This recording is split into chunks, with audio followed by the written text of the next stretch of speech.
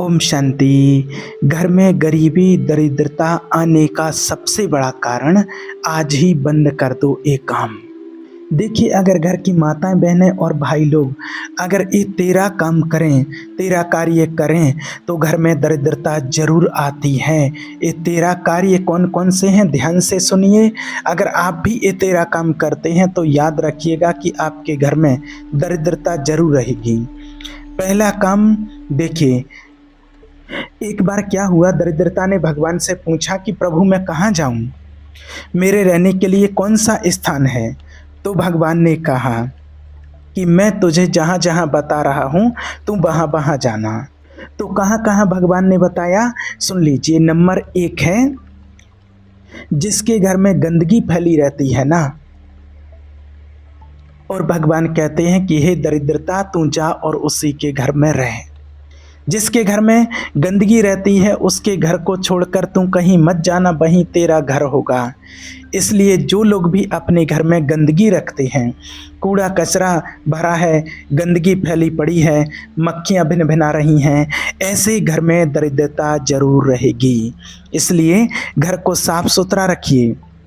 Number 2, जिस घर में रात को सोने से पहले सारे बर्तन साफ नहीं होते, जूठे बर्तन सुबह के लिए छोड़ दिए जाते हैं, ऐसे घर में दरिद्रता जरूर रहेगी। आप नोट करके रख लीजिएगा। अगर शाम को आप जूठे बर्तन सुबह के लिए छोड़ करके सो रहे हैं तो ये मान लीजिएगा कि रात भर में दरिद्रता आकर के आपके घर में बैठने वाली ही है। इसलिए माताओं से विशेष निवेदन है, घर वाले अगर 10-11 बजे खाना खाते हो ना, तो 2-4 दिन चाहे आप भूख हड़ताल कर देना, उनको 7-8 बजे 9 बजे तक भोजन करा के और फिर बर्तन धुल के ही सोइएगा। क्योंकि जिसके घर में रात के समय जूठे बर्तन छोड़ दें लोग और जूठा बर्तन छोड़ करके सुबह धुलेंगे छोड़ दें, तो ऐसे घर में दरिद्रता रहती है। नंबर 3, जिनके घर में टूटे फूटे बर्तन, टूटी फूटी कुर्सी, टूटी चारपाई, घर के किसी कोने में, या सबसे बढ़िया कूड़ादान होता है सीढ़ी के नीचे वाला रूम। तो टूटे फूटे बर्तन, टूटी फूटी कुर्सी, टूटी चारपाई अगर घर में पड़ी हो तो ये मान लीजिएगा कि दरिद्रता को आने से कोई रोक नहीं सकता है। इसलिए आज के ही दिन अगर घर में जितनी भी टूटी फूटी चीज़ें हैं घर से बाहर निकाल देना, क्योंकि ऐसे घरों में दरिद्रता रहती है। जिस घर में टूटे बर्तन रहते हैं, टूटी चारपाई रहती है, टूटे बर्तन रहते हैं, टूटी कुर्सी रहती है। अरे मोह माया छोड़ो, जब कुर्सी ठीक थी तब तो बैठते थे, लेकिन टूटने के बाद भी फिर उसको नहीं छोड़ रहे हैं, अब उसको बाहर निकालो, नहीं तो आप फायदे के चक्कर में बहुत बड़ा अपना घाटा कर रहे हैं। तो ऐसे घर में दरिद्रता रहती है। नंबर 4, जिनके घर में सूर्यास्त के समय दीप ना जलाए जाएं, ऐसे घर में एक दिन दरिद्रता जरूर आती है। प्रत्येक सूर्यास्त को माताओं को चाहिए कि अपने घर में दीपक अवश्य जलाइए। यदि आप सूर्यास्त के समय घर में दीपक नहीं जला रही हैं तो ये मान लीजिएगा कि फिर दरिद्रता आएगी। सूर्यास्त के समय अगर आपके घर में दीप जल रहा है तो आपके घर में लक्ष्मी जी का आगमन होगा, और दीप नहीं जलाया गया तो आपके घर में दरिद्रता प्रवेश कर जाएगी। नंबर 4, जिन लोगों के घर में सूर्यास्त के समय लोग सोते रहते हैं, ऐसे घर में भी दरिद्रता प्रवेश कर जाती है। इसलिए सूर्यास्त का समय गोधूली बेला होता है। ऐसे समय सोना नहीं चाहिए, ऐसे समय पर जरूर जागना चाहिए। सूर्यास्त जिस समय हो रहा हो उस समय सोना नहीं चाहिए, ऐसे टाइम पर भगवान का ध्यान करना चाहिए। कई लोग होते हैं ऐसे कि सूर्यास्त के टाइम पर नाश्ता पानी करके और फिर सो जाते हैं शाम के टाइम, और फिर 7-8 बजे 9 बजे उनकी नींद खुलती है जब टाइम हो जाता है भोजन का। ऐसे लोगों के घर में दरिद्रता प्रवेश कर जाती है। नंबर 6, जो लोग बैठे बैठे पैर हिलाते रहते हैं उनके घर में दरिद्रता प्रवेश कर जाती है। कई लोग होते हैं बैठे बैठे पैर हिलाते रहेंगे, नहीं, देखिए भगवान ने हाथ पैर स्वस्थ करके दिया है आपको। जो लोग कुर्सी पर बैठे बैठे, ज़मीन पर बैठे, चारपाई पर बैठे बैठे पैर हिलाते रहते हैं, एक दिन उनके घर में दरिद्रता प्रवेश कर जाती है। रात को जो लोग गंदे पैर सोते हैं, जिनके पैर में मिट्टी धूल लगा हुआ हो, वैसे ही जाकर सो जाते हैं, ऐसे लोग भी जीवन में दरिद्रता का सामना करते हैं। सोने से पहले पैर धुल करके सोइए, हाथ पैर स्वच्छ करके फिर विश्राम कीजिए। इसलिए जो लोग गंदे पैर सो जाते हैं, मिट्टी लगे पैर सो जाते हैं, ये बात जो आपको बता रहे हैं ये तो हमारे शास्त्रों में भी लिखा हुआ है। शास्त्रों का भी कहना है कि ऐसे घरों में दरिद्रता प्रवेश कर जाती है, इसलिए कभी भी बैठे बैठे पैर नहीं हिलाना चाहिए और गंदे पैर नहीं सोना चाहिए। नंबर 7 है सूर्यास्त के समय जो लोग अपने घर में झाड़ू लगाते हैं। सूर्यास्त के समय, शाम के जब सूर्य ढल गए, सूर्यास्त और सूर्यास्त के बाद जिनके घर में झाड़ू लगता है, ऐसे घर को छोड़ करके लक्ष्मी जी चली जाती हैं, उस घर में दरिद्रता का आगमन होता है। जो लोग अपने पैर से झाड़ू को स्पर्श करते हैं, ऐसे घर को लक्ष्मी जी छोड़ करके चली जाती हैं। झाड़ू को खड़ी मत रखो, झाड़ू को छुपा करके रखो, नहीं तो ऐसा करने से दरिद्रता आती है। और जिनके घर में से टोंटी में से, नल में से पानी टपकता रहता है, टोंटी में से, उनके घर में दरिद्रता जरूर आती है। अगर टोंटी बिगड़ गया हो तो उसे बदलवा दीजिए। अगर टोंटी खराब हो गई हो, उसमें से पानी टप टप गिर रहा हो, तो आपका मानसिक संतुलन खराब कर देगा, आपको मानसिक रोगी बनाएगा। ये वास्तुशास्त्र का कहना है कि ऐसा नल मतलब लगा हुआ है जो बिगड़ा हुआ है, बिगड़ा पड़ा है, उसमें से पानी टप टप धरती पर गिर रहा है, वो आपकी दरिद्रता को आमंत्रित कर रहा है, आपकी लक्ष्मी को दूर भगा रहा है, इसलिए सावधानी रखिए। नंबर 9, जिनके घर में टूटी हुई मूर्ति रखी हो, आज ही घर जा कर के अपने घर में देख करके और अपनी टूटी हुई मूर्ति का विसर्जन करना। टूटी हुई मूर्ति को घर में नहीं रखना चाहिए। जैसे किसी मूर्ति का हाथ, कोई भी अंग टूट जाता है तो वो मूर्ति खंडित हो जाती है, उसको विसर्जन करना चाहिए और फिर आप दूसरी नई मूर्ति ले आइए। अगर आप घर में टूटी मूर्ति रखेंगे तो दरिद्रता आएगी। नंबर 10, जिनके घर में माताएं बहनें जोर से रोदन करती हैं, खुद से रोदन करती हैं, ऐसे घरों में एक ना एक दिन दरिद्रता का आगमन जरूर होता है। जिनके घर की माताएं बहनें दुख से रोती रहें रोज रोज, ऐसे घर में दरिद्रता जरूर आती है। और नंबर 11 बड़ा गजब का है।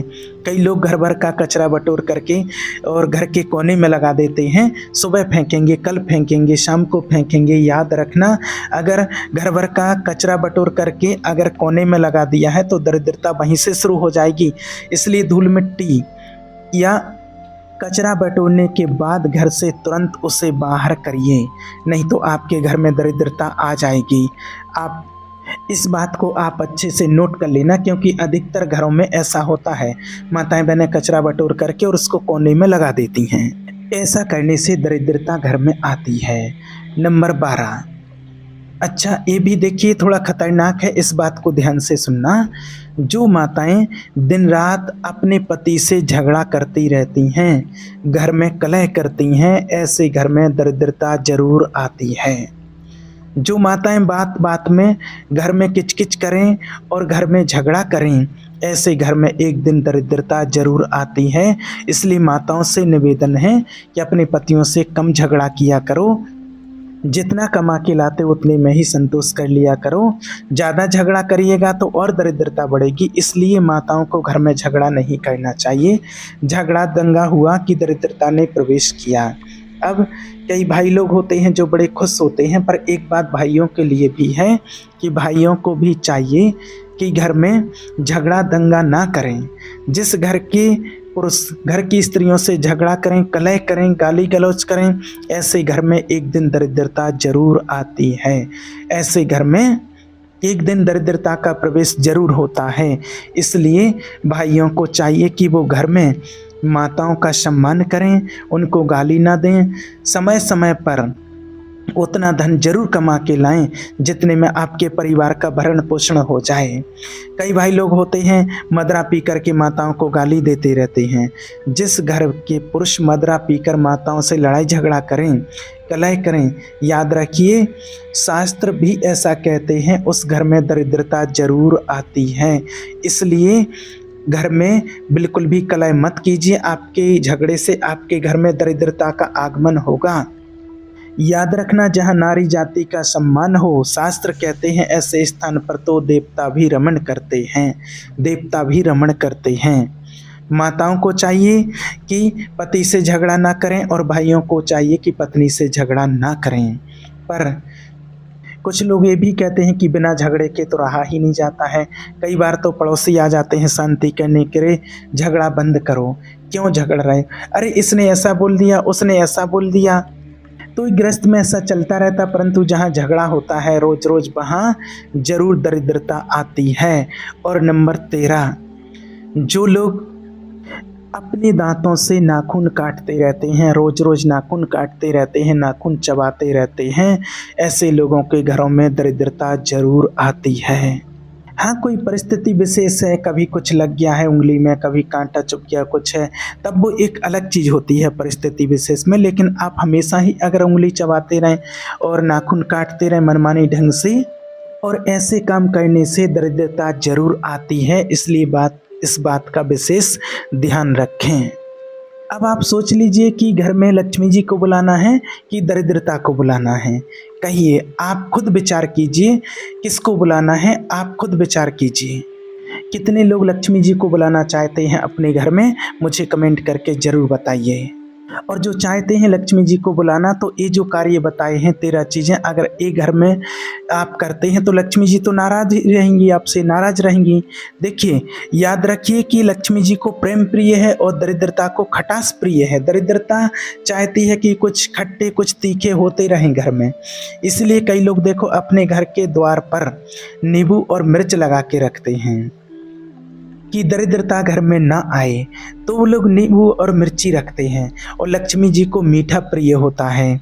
याद रखना, प्रतिदिन लक्ष्मी और दरिद्रता हर घर में भ्रमण करती हैं और द्वार द्वार जा कर के देखती हैं कि हम कहाँ जा कर के रह सकते हैं। तो जिनके घर में प्रेम हो उनके घर में तो लक्ष्मी जी रहती हैं, लक्ष्मी प्रवेश कर जाती हैं। और जिनके घर में खटपट हो उनके घर में दरिद्रता रहती है। कई लोग होते हैं कि घर में चाहे खूब झगड़ा झंझट हो, कितना भी हो, लेकिन नींबू मिर्च दरवाजे पर लटका देते हैं और ये दरिद्रता आए और यहीं से चेक करके निकल जाए, हमारे घर में प्रवेश ना करे, ऐसा सोचते हैं। लेकिन घर में अगर क्लेश है, घर में झगड़े हैं, घर में ये सब कार्य कर रहे हैं, अगर जो आपको बताए हैं, टूटे फूटे बर्तन, टूटी चप्पल, टूटी कुर्सी, नल बिगड़ा हुआ है, सामान जूठे बर्तन, मक्खियाँ भिन बना रही हैं, झगड़े हो रहे हैं घर में, ये जो सब कुछ आपको बताया है, तो चाहे लाख नींबू मिर्ची लटकाइए, घर के द्वार पर दरिद्रता रुकने वाली नहीं है। अरे एक नींबू मिर्च तो क्या आप दर्जनों ला करके लटका दीजिए, दरिद्रता तो घर में घुसेगी, कहीं ना कहीं से वो आपके घर में प्रवेश कर जाएगी यदि आप अपने घर में कलह रखते हैं तो। इसलिए आज की इस वीडियो को सुनने के बाद आप अपने जीवन में प्रेम प्रकट करिएगा, और आपके अंदर प्रेम होगा तो आपके घर में लक्ष्मी जी जरूर आएंगी। ठीक है, ओम शांति।